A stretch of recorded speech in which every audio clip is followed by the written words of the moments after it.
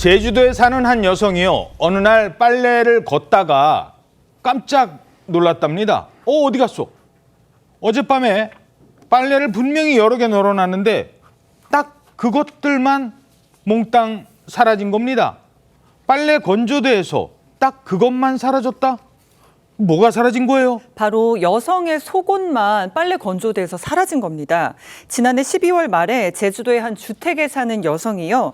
아침에 일어나서 마당에 널어놓은 빨래를 걷으러 갔습니다. 그런데 빨래 건조대에 널어놨던 여성 속옷 여러 장이 감쪽같이 사라진 겁니다.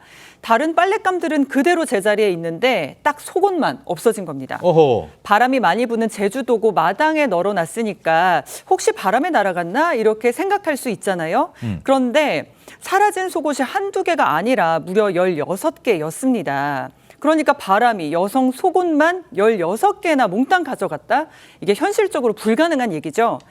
그래서 이 여성은 곧바로 경찰에 신고를 했고요. 경찰이 수사에 착수를 했습니다. 그런데 봤더니 이게요. 이 여성만 당한 게 아니에요. 동네에서 속옷을 도둑맞은 여성들이 줄줄이 나타나기 시작하는 겁니다.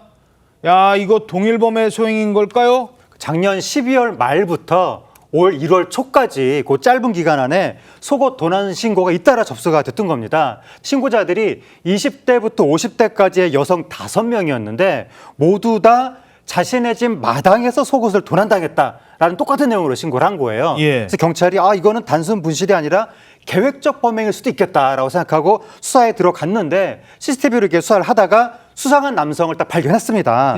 어떤 남성이 어떤 피해자 집 한 명의 그 집의 마당으로 들어가는 장면이 찍힌 겁니다. 아, 마당에 또 들어갔구나. 그렇습니다. 그걸 바탕으로 수사를 해서 근처에 거주하는 30대 남성을 특정했습니다. 이야, 결국 잡았어요.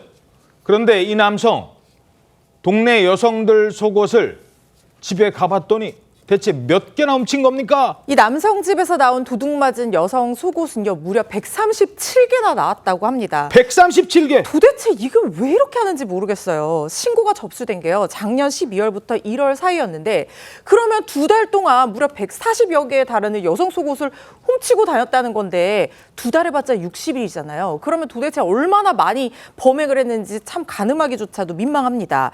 경찰이 확인해봤더니 30대 여성은 피해 여성 5명 집에서 속옷을 훔쳤는데 이게요, 한 번 들어가서 여러 개를 한 것도 있지만 한 집에만 무려 3번씩 방문해서 훔쳤다는 거예요. 남성은 경찰 조사에서 호기심에 여성 속옷을 훔쳤다라고 하면서 범행을 인정했다고 합니다. 그리고 2024년 겨울에도 훔친 사실이 있다 이렇게 여죄를 진술하기도 했다고 하는데요. 단 2달 사이 훔친 속옷이 아닐 수도 있다는 겁니다.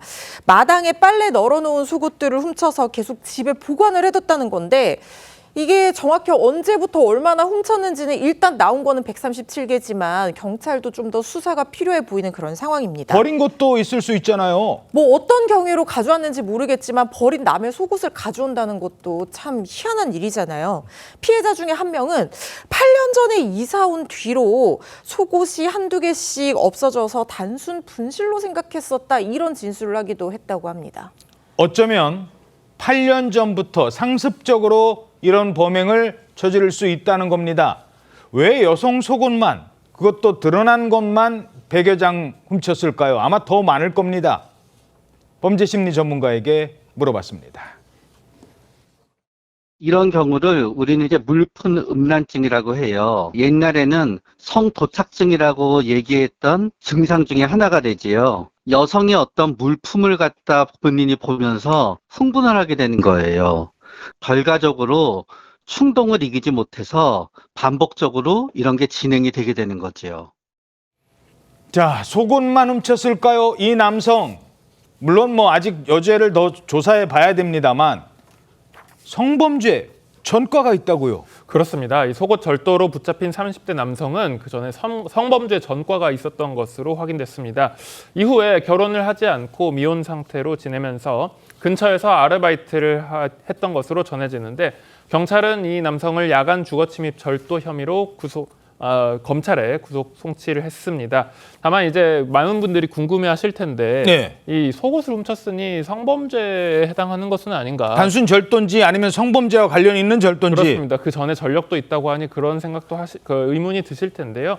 사실 이제 성범죄, 그러니까 형사처벌을 하려면 딱 명확한 규정이 있어야 되는데 이 속옷의 이제 대상에 대한 그 성범죄 규정은 없기 때문에 이 사건은 절도로 보는 게 맞습니다. 하지만 이 절도의 어떤 경위라든지 그런 이제 그 범행 의도라든지 이런 부분들이 양형에는 충분히 반영될 수 있을 것으로 보입니다. 이게 그냥 단순 절도죄가 되면요, 변호사님. 예. 이 속옷 가격 해야 뭐 이거 얼마 안 되니까 가볍게 처벌할 수 있어요. 뭐 속옷이 뭐 남의 입던 속옷 그거 얼마나 하겠어 이러면서 가볍게 처벌할 수 있지만 속옷을 훔쳐간 동기, 범행 동기는 아주 괘씸하잖아요. 그렇습니다. 그래서 사실 이게 그냥 절도는 아니고 야간에 주거 침입을 해서 절도를 했기 때문에 애초에 범죄 자체도 이 형벌 자체도 굉장히 이제 상한선이 높은데 이런 부분들을 고려해서 판결이 나올 것으로 보이고요. 만약에 이 과거 성범죄 전력에 따라서 뭐 보호 처분이라든지 이런 상황이라면 거기에서도 안 좋은 영향을 미칠 수 있을 것 같습니다. 예.